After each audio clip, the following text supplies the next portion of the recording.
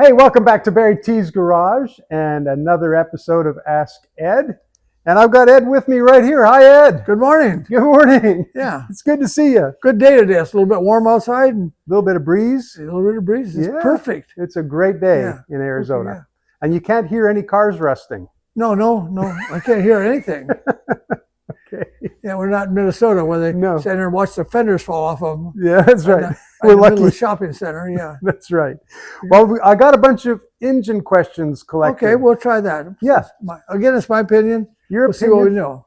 You know what? And that's what we'll just always keep reminding everybody. This is either your opinion or your experience yourself. Yeah, right.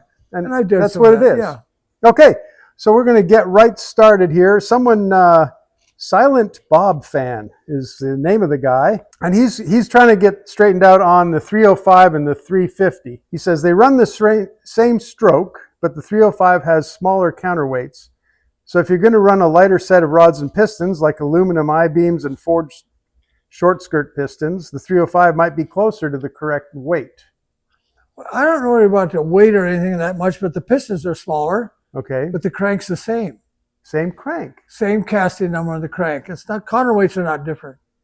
Okay, The casting number on the crank, I think, is 442. okay. Yeah, so anyways, it's the same balance. They're balance different because the weight of the piston is different. Yeah.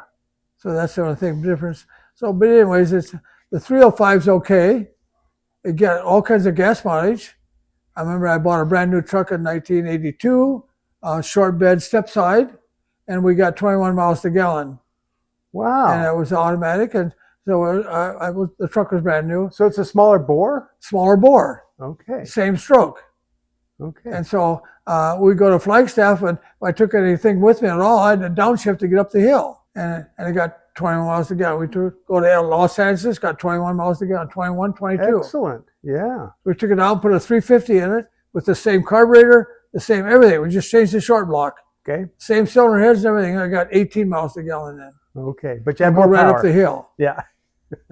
So that's So my that's the experience difference. between the two. And again, that's the difference, yeah. Do you think that's combo? This guy's wondering, can we get up to 600 horsepower on an engine like that? On a what, 305? 305 or 350, either one, I guess. It's hard to get that much on a 350. That's It's all. just not that much material to get that much. Even then, probably a 350, if you start putting the correct stuff in it to make it last, Mm-hmm. and you'd want to start with a 4-bolt main and some kind of a stroker crank, things like this in it, and pistons and a big set of heads and stuff. And you're talking about a 350 cubic inch motor, Right. nothing else. And with a supercharger or twin surge-wall charger or something like that, you can get 600 horse. Okay. Just have A to work normal at it a little bit. 350, you're getting around 300 or 400 horsepower. Yeah. Okay. Now, someone named Rod Mac said he's referring to several episodes ago. You talked about tapping the crank when you're assembling it to get the Main bearings. main bearings centered. to just to fit set Just- in right. And the bearings. Okay. Sometimes they don't center there. There's 2 or 3 different parts. Of course, you got all the main bearings, and we put the crank in it, and and just tap the crankshaft itself, and it kind of centers all the rod bearings or all the main bearings in the saddles and torque them down, and it spins really nice. Okay. That would be something that's fit pretty close tightness, Okay. not 2.5, 3 thousandths would make it, but it's a good thing to do. Okay. We do it on our motors. Yeah, it's just that It's just- last little yeah. bit of fitting just right, I Yeah, guess. just to fit it right. Yeah. And I think the way we tried to talk about it, it's more about getting a little vibration in it to get everything to sit in, Yeah, as opposed to you're not beating on it. You're Oh not, no, just you're not trying to break it or anything. Right. You just tap the crank itself. Don't crank the block. Yeah, okay. Okay. Yeah. And okay, that was the other part of the question. Where are you tapping? Because we couldn't show it on video. So are you just tapping it on the I top did of show it Yeah. on the main counterweights. Okay. You're Turn the tapping. counterweight up on it, and it sticks right up there. And just take a pretty good sized hammer Okay. and just tap it a couple times in each part, and that's enough. Okay. So you're tapping the actual counterweights, not the bearing. That's right. Okay. You're pounding the crankshaft into the block Right. and centering all the main bearing pieces. Gotcha. Yeah. Perfect. I'm glad we got that Yeah. straightened out. Thanks for being a part of BarryTsGarage. And if you want some Ed Smith memorabilia, some hats and shirts and all, it's just edsmithspeed.shop. Head over there and have a look. Mr. Cairo, he says, is it accurate that properly blueprinted racing short block should spin freely with one hand on the harmonic balancer? Sure, absolutely. It shouldn't be stiff at all. Yeah. Okay. And we even have sometimes our motors, we may take depends on, that's ring. So that's the new ring stuff. Okay. Our old rings were thicker, thicker rings. Yeah. And then we were concerned, again, that's with the bore again, where we bore our motors a little bit bigger at the bottom of the bore. Yeah. It's the top. And then sometimes you put a piston in there and put a gram scale on it and see what it takes to pull that piston up and down the wall. Okay. And now we get into that metric rings, which are real thin. The rings, so there's no drag at all. Very little drag and friction. Very little drag. Okay, now you brought something up, and I don't know if someone asked this already in this stack of questions, but it's my question anyway.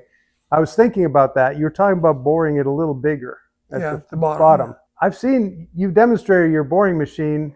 How in the world do you accomplish that? We don't do it in the boring machine. We do it with the honing machine. Okay. The finish honing. The boring machine, we bore them out to 28, let's say. Sure. Okay. And we hone it out to 30. Yep. Or whatever it is. And there's a cutting stones, which are rougher, and the fine stones. Okay. And the fine stones, you would do that. Just hold it at the bottom of the bore. So just a little bit more, make the bottom of the bore. Spend a little more time down there. Yes, a little more time. Just hold it. And the boring machine, or the honing machine, has a pause in it. Oh, okay. Yeah. And our machines, all the newer ones, are you hone it with the meter on it, is amps on the motor, pulling the motor. Okay. So if you had a motor with a boring bar went to the bottom of the thing and it pulled more amps on the motor, harder to turn the motor, that gauge would show that. Okay. So then we just hold it there until it came back. And the next time when this thing went up and down, when we get down the motor, that machine would go the full length of it and not move the gauge at all. I see. Yeah. It'd be right. It would be tighter at the top and the bottom. And then you know it's about as perfect as you can get it. Yeah. Okay. Yeah. That answers that. That's very good. Yeah, it's a good. A lot of people don't know what makes the honing machine quite a procedure of it. It's not a complicated machine to run, but you need to know what you're doing. Yeah. Yeah. Okay. Julio for Christ says, have you guys ever installed twin turbos on a Ford Flathead V8? No. I don't know if there's any place to put them. Right. And they would have to be real small turbos. Yeah. They'd have to really little ones. Yeah. You can't put a big turbo in that thing. I'm thinking the way that exhaust where the middle port shares two cylinders. Yeah, we have to go through a header. Yeah. Yeah. A single, Yeah. It might have a lot of lag and you might have to put it somewhere strange. Yeah, you would. You'd probably have some lag in it. Yeah. Okay. But you haven't done it, so it doesn't matter. We've never done that, no. It's King Pest says, is it feasible to modify the water jacket by filling the stud holes and repositioning them to either side of the piston? Now I know what that's about. This is actually about a video we did on the 21 stud Flathead, and I was talking to Steve Kopic. Okay. And we were talking about how the bottom stud on the 21 is at the bottom of the cylinder, and you can't really hone it out very much or bore it out because you run into that stud. Yeah. And so I guess he's wondering, can we move the stud? Can you move the stud around? And re-drill the head too? Yeah, I guess you have to. I don't think I would never attempt that. I've attempted a lot of things, but I'd really have to consider that. Yeah. What you gain. Yeah. And I don't even know, maybe Steve would know, maybe you know, if apart from the bottom studs, are the rest of the bolt holes in the same place on the 24 stud Flathead? Do you know? I don't know. Yeah, I don't know. I've never compared them that way. I don't know. Yeah. I don't know. I never tried. Yeah. Okay. It's just unusual. Yeah, It'd be a lot of work. It'd be a lot of work. Yeah. And I don't know if, based on how the casting is, I'm not sure if you have enough. It's hard to find a good 21 stud motor. Yeah. Right. Let alone trying to do something with it. Yeah. Right. And the parts are getting so rare to find. Yeah. John Craig says, Grumpy Jenkins used the stock GM nylon cam gear on his small blocks. He believed it reduced valve train harmonics, and they were cheap to replace when needed. Do you have any thoughts about that? Absolutely. You agree? Yeah, I agree. Okay. You have to change it quite often. Yeah, they wear out. Yeah, you wear out, yeah. And I know a little bit about, let's say, it reduces harmonics. Yeah. We were talking the other day, one of the other machine shop guys that knows a lot, we were talking about harmonics. Yeah. And harmonics is different than a balance. A balance motor can run smooth and have harmonics in it. Uh-huh. So it's almost impossible for a 292 Chevy 6-cylinder, like a 1965, to keep the flywheel on it. Really? It's got nothing to do with balance, but the whole harmonics, the 6-cylinder and the pistons and long stroke, the same way a 300 Ford. Okay. If you race a 300 Ford 6-cylinder and do much modification to it, it's hard to keep the flywheel on. I'm also thinking about how you told me about the old guy that raced the slant six, and the 170 cubic inch was the one he worked with because of, I thought it was harmonics or maybe it was balance. Yeah, 170 instead of the 225. 7,500 RPMs, the 225. Yeah. It'll break the crank right after around 6,000. Wow. That's about all you. So would that be harmonics too? Yeah, it's harmonics. Yeah. Okay. You balance it all you want to. Yeah. All right. Forrest Manuel Jr. is asking, he wants me to ask Ed, have you ever had the opportunity to build any single overhead cam FE Ford 427 engines? No. Haven't done any of those. I have no experience with that at all. Okay. Oh no, I've seen a few, but I've never tore one apart. Never had one. Yeah. Even in the shop now, we do some exotic motors, but those motors are so rare. Yeah. Well, if you have a chance, you have a chance. If you don't, you don't. I've never had a chance. I know the Ford camera motors. I think they were in funny cars, and I think there was a guy in Florida that was a mechanic of the year a couple of years, and I can't think of his name right now, but him, and there was a guy here in town, lived in Wickenburg or something. They had a funny car, and it was the way that camera motors were made and the timing chains and everything, and to get those cams, some of the intakes and exhaust cams time different. Oh, really? Yeah. And they could make the motor run awesome. I think Mickey Thompson probably had some of those motors too at the time. They were trying different things, and to get them to run is something else. So to get them to run faster than anybody else. And the guys that could, they made a huge amount of horsepower out of them. Wow. That's wild. But it was quite a complicated thing. You have to do a lot of math, I think, or something about it. Yeah. Godzilla says, please ask if 2-bolt, 4-bolt, or splayed caps make any difference other than to your pocketbook. It does cost. Yeah. But the 4-bolts are just a matter of fact. To keep the strength in the bottom of the motor. Yeah. Even some of the Ford motors had cross-bolt mains. Some of the Chryslers. Once you torque the mains down, there's some cross bolts that go through the side of the motor. Just keep that thing from flexing back and forth. Right. It's just to keep everything in line. And I guess the more power you're making, the more important the more important it is, yeah. Yeah. Just driving on the street when there's no importance at all. Mm-hmm. I say there's nothing wrong with a 2-bolt main 350 motor. Okay. Yeah. As long as you didn't run it too hard. Yeah. But even in our dirt track cars, again, I was talking today at noon for lunch. We were talking to some guys that race sprint cars, and then the sprint car, different things, is coming off the corner with those big tires on them, and then they get a bite and they not. Yeah. So then they kind of hop like a rabbit coming off the corner sometimes, and it's not smooth. Well, that flexing of that and flexing the drive shaft will break all the main caps. Wow. Yeah. Yeah, we tore one apart that was dirt tracking one time on one of our own cars, and we raced it maybe several weeks, it's not too many. Took the pan off, and all the main caps were cracked right down the middle. All the center mains was 2 pieces. Wow. Yeah. Wow. Okay. So, and that's that when coming off the corners, the motor's going up and down, up and down, up and down as the wheels spin and not spin. Well, Chico Mike Man is asking, what would you say about building a 62 Caddy 390? Are there any performance things, or do you have any ideas about that? I don't think there's anything available for it. No. No. But like some of those cars, I don't know which ones that had 2 4-barrels from the factory. Huh. Yeah. Yeah, and I don't know exactly which ones they were. So is there any reputation you can think of for those Cadillac 390s back in the day? I don't know anything about them. Yeah. Oh, It's kind of interesting to me. I remember being confused when I was very young because Ford had very popular 390s and 429s. And I would get in an argument. Cadillac had a 390 and a 429, and it's like didn't mean anything. Yeah, it didn't mean anything.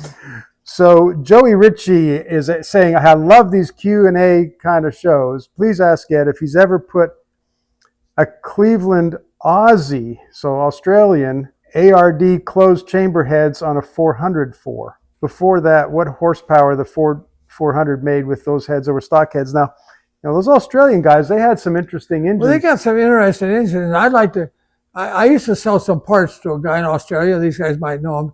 Mm-hmm. They had a speed shop there, and it was made out of stone, round stone. Okay. They showed me a bunch of pictures of it, and it was 2-story. Okay. I think there was a ramp up the back. They went to put the cars upstairs on the second floor to work on them. Okay. So those guys in Australia might know exactly who I'm talking about. How long ago was that? That was probably 30 years ago. Okay. And we used to sell them a lot of parts at some of the swap meets here. Uh-huh. And we used to talk a lot and change stories and stuff like that. Yeah.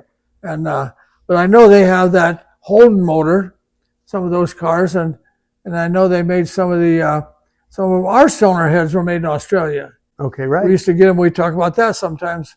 Maybe they weren't correct, but we could get a Chevy motor, Chevy cylinder head for our drag cars. We had to run a certain casting number on these Meccano rail. Yeah. And they would cast in the numbers, whatever casting number we wanted. But there's a lot of stuff in Australia, and even a lot of, I know that in Australia they kept running the 32 or 33 Ford forever. Mm-hmm. And I understood that they bought all maybe the molds to make 33 and 34 Ford fenders. Okay. And like weird stuff comes out of Australia. Maybe I ought to go there sometimes. And I have a friend that has a Harley Davidson shop over here.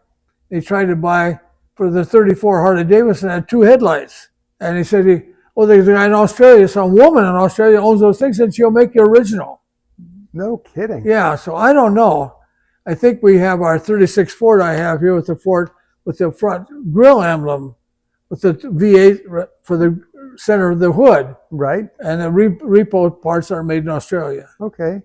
But to answer the original question, you haven't used any Australian heads? I've never used any of those heads, and I've never heard of them before. Yeah. I do happen to know also from another viewer that they also had, besides the 351 Cleveland, which we know, they had a 302 Cleveland. I never heard of that one. Which is interesting, but our friends in Australia know what that is. That might be a Boss 302. Ah, maybe. See, that comes in there somewhere. That was the Cleveland heads on a 302 Ford. Okay. Boss motor. It was a different block. It wasn't the normal Windsor block. No, it was not. No. So maybe that's what that is. That's probably what it is. Yeah. Yeah. If you guys know, please comment and let us know. Yeah, let us know. Yeah. That would be awesome. I like the Australian. Yeah. Get information from them people. Yeah, it's fun. It's really fun. Yeah. David Nance is talking about oil rings. And he said an old go-kart trick was heating an oil ring red hot in a sleeve with a torch. And that would reduce the tension of the ring. I guess reducing some of that spring. So I don't know how that got started. I guess we're talking about different piston rings that have less drag to it. Yeah. Okay. Well, there we go. Each to his own. Yep. Good luck. Yeah. You just ordered from Total Seal, don't you? And just get what you need. I just let it up to Keith at Total Seal. Yeah, there you go. Sal Rivera is saying, does Ed have experience working on Honda cylinder heads, specifically boring and shaving them by 30 thousandths? Would you be able to do such a project? A cylinder head? Yeah. Our machine shop would. I think we go there and we have Honda heads everywhere. Yeah.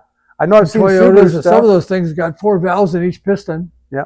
I know they're complicated to get all the little springs and everything back together again. Yeah. And rocker arms and all that cam and stuff is all different. Yeah. But we do a lot of, I see the machine shop guys, there's 2 guys over there that work for us, and they always got some strange cylinder heads over there they're working on because everybody in this part of town maybe brings their heads here. Yeah.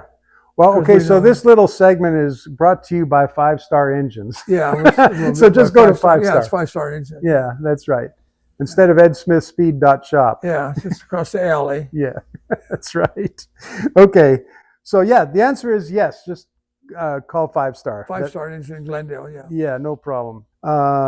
Sean Bratton says, what are Ed's thoughts on using 440 Police Interceptor? Okay, we know what that kind of is. Connecting rods for an offset grind stroker in a Ford 385 series engine. Boy, it's starting to sound like you moving parts from all over the place. So it gives you a stroke increase and having the reliability of off-the-shelf pistons and removing some material from the rods or crankshaft journals. So that's a kind of a big question. That's a big question. No, I've never done anything like that. You haven't done that? I have no idea. That takes a lot of thinking. Again, sometimes that's okay. I don't mind that. I enjoy somebody else's experiments. Yeah. And what they do. Yeah. There were some guys here today from Rapid City, South Dakota, and they're in the machine shop business. They know exactly what it was. And we both sat here and we spent several hours talking back and forth about the things he did and the things that I did. Yeah. And he was so surprised at some of the things that I did in my lifetime and what he's done in his lifetime. So we really enjoyed one another. Yeah. And I enjoy other words from everybody else and what their comments. I love those. Yeah. Well, I guess that's the fun of it. Everybody, these independent people, yes, it's not a corporate thing. Yeah, and they're coming up with their own ideas. And we're not trying to sell anything. No, right. No, we're not. We're just having fun. Yeah, that's right. And I hope people get more info. I think they do. We get comments all the time that they enjoy our films and they all learn something. Yeah. I learn something too every time. So good. I really do. Thanks thank you. So here's a very general question. It's related to racing. So this is good for you. What modifications would Ed recommend for optimizing a 4-cylinder engine for quarter-mile racing, drag racing? And he doesn't specify. Drag racing. Yeah, quarter-mile drag racing on a 4-cylinder. What would you do? I wonder what kind of 4-cylinder he's talking about. Yeah, he didn't say. What class he's got it in and what it's in. Where's a American car or a foreign car? Yeah. Or something. I wouldn't know because it's the basics again. Yeah. Compression ratio and carburation and exhaust. I think the exhaust would be a big deal on that. Okay. It's like a 4-cylinder motorcycle. Some of the expansion chambers, the size of pipe and stuff would be most on that. And carburation with a 4-cylinder, you can the intake manifold, you can manufacture those easy. Yeah. It's a steel plate up against the manifold and put whatever hoses and some tubing, exhaust pipe tubing, U-bends and stuff to make whatever intakes you want. Put any kind of carburetors on, you could probably put a couple Webers on that thing. Yeah.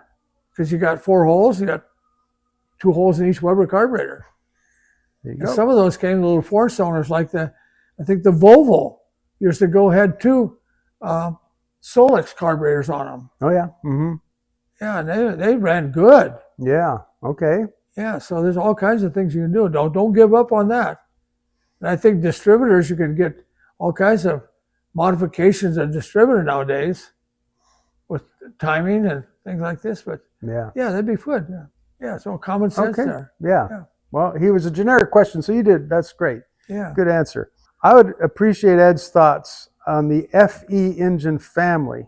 Just kind of what your thoughts are. And he lists the ones he has. He says, I have a 392, a 360, 390, 410, 428. I have one of each and some of them are even still running.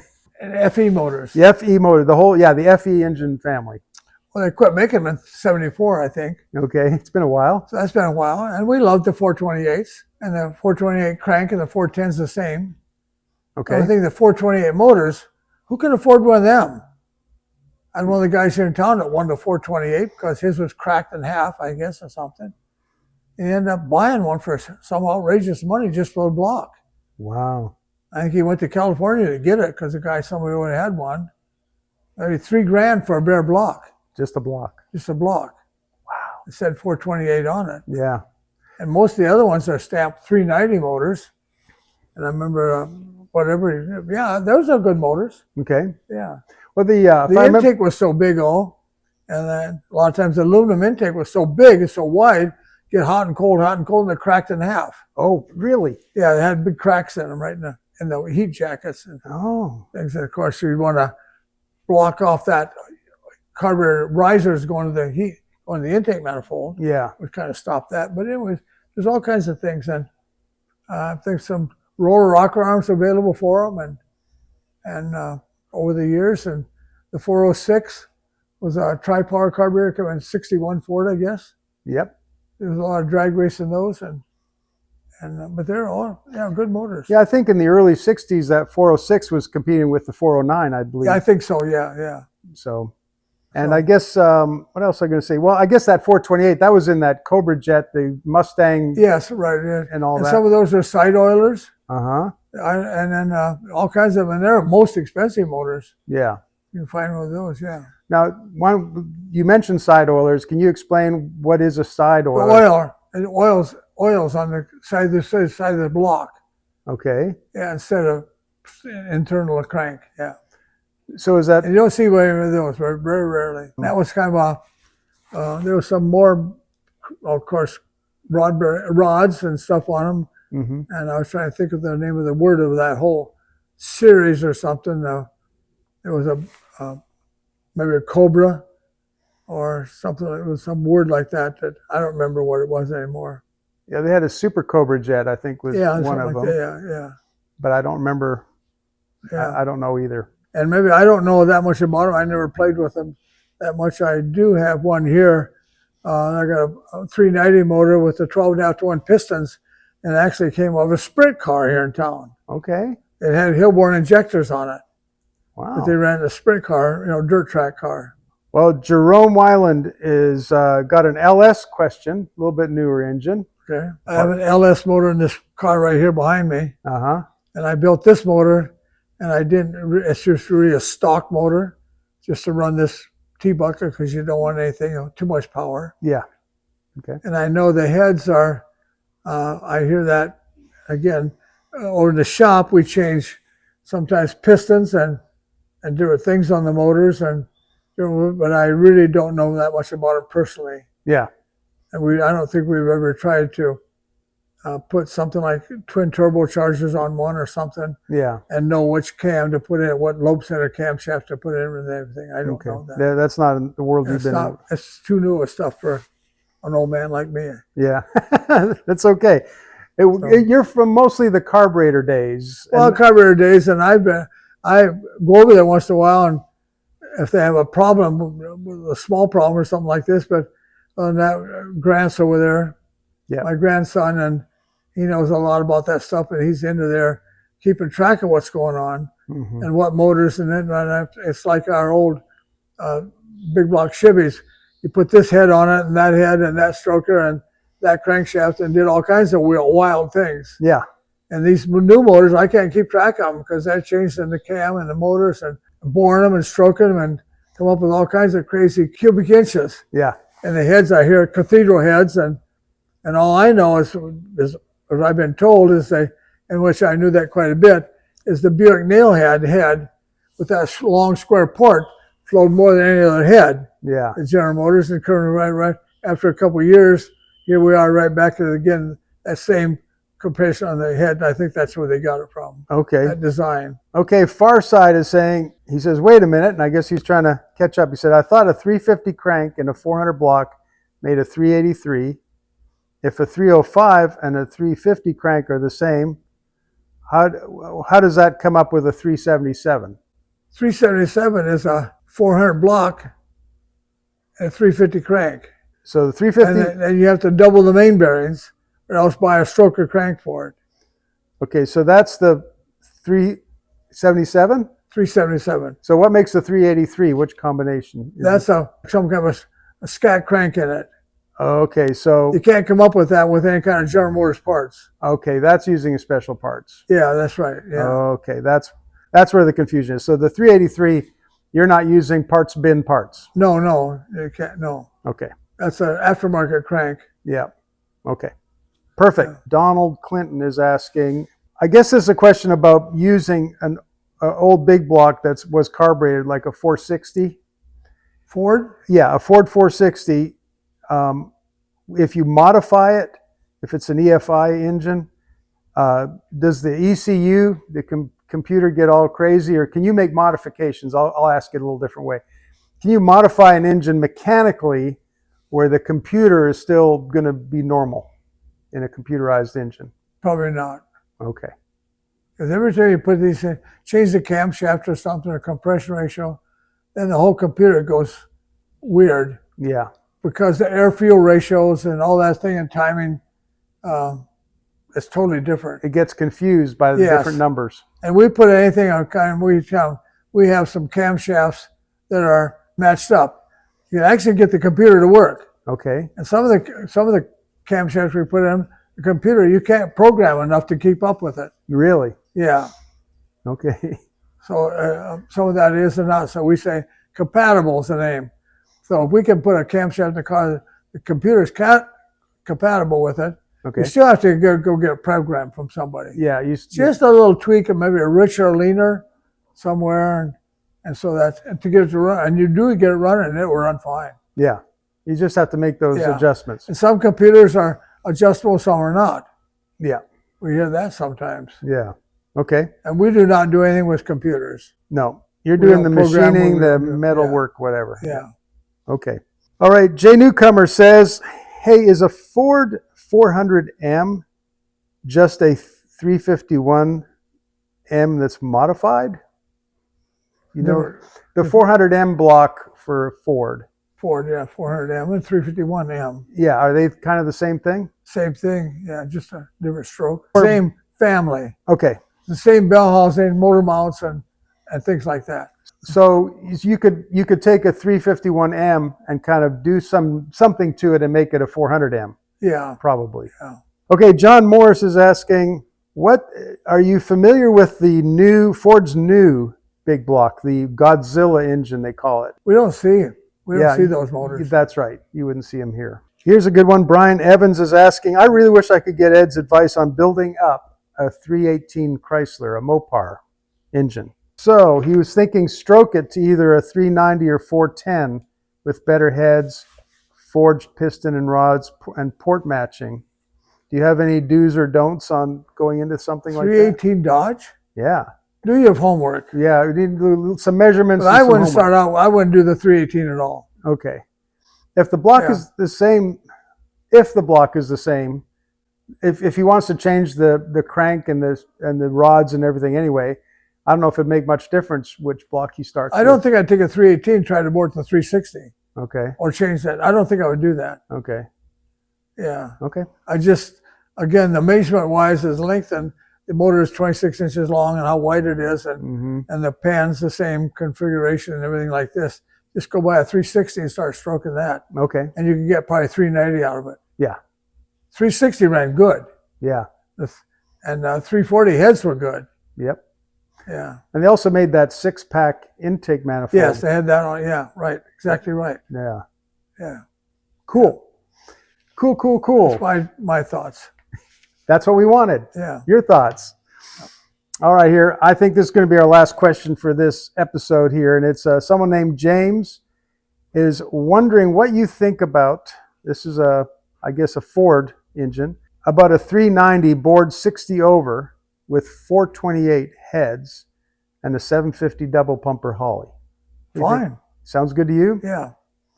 There's a difference in the heads. You need to do homework on the heads. Some time ago, I had casting numbers for 406 heads. Looked like 390 heads, and I do not know the difference. But I sold them. I think I sold those. That must have been like 15 years ago. Okay. And I'd sold those heads, and I think the guy paid me quite a bit of money for the 406 tri-power heads. Mm-hmm. But I don't know if the exhaust ports were bigger or not. And some of those ports, like the 390 heads, had some maybe six bolt holes around the exhaust. And they were the kind of GT, Torino heads and Mustang heads. The 390 heads had a different exhaust manifold where they bolted on and stuff. And of course, the 427 heads had a longer port in the exhaust, a bigger port. The header gaskets are different. Okay. So there's a lot of that stuff available for a 390 family motor. Interesting. That 428 motor type thing, yeah. Yeah. Yes. And I know we used to take the 390s out of a truck and bore them out just a little bit, somewhere, some weird numbers, like 72,000, I don't know exactly, and put stock 428 pistons in it, standard bore 428 pistons in it. Okay. And put a 410 crank in it. 410 crank and a 428 is the same crank. Okay. So you take a 390 out of a truck and make it a 428 standard bore, and a good 4-barrel carburetor on it, and it pulled Ford pickup trucks and campers, and really was a nice motor. That was a good one, huh? We did a lot of those 30 years ago. Yeah. Yeah. That was a good combination. Okay. Yeah. All right. So the other guy was at the shop the other day doing the same thing. Okay. We was doing some machine work on him. Yeah. Yeah. Well, James, I think you're onto something. He perked up pretty good on that question. That's a good combination. Yeah, that was a good, yeah. Okay. Good deal. All right. Well, that's going to wrap us up for today. Ed, thank you. Okay. Thanks for the questions. Yeah. We enjoy that. Yeah. It's good. And I'm also going to remind you, anybody interested in a hat like Ed's got, you just go to edsmithspeed.shop. Yeah. edsmithspeed.shop and get a hat like that. Yeah. There you go. Thank you again. Okay, good. We'll see you next time on BarryTsGarage. Thanks. Okay.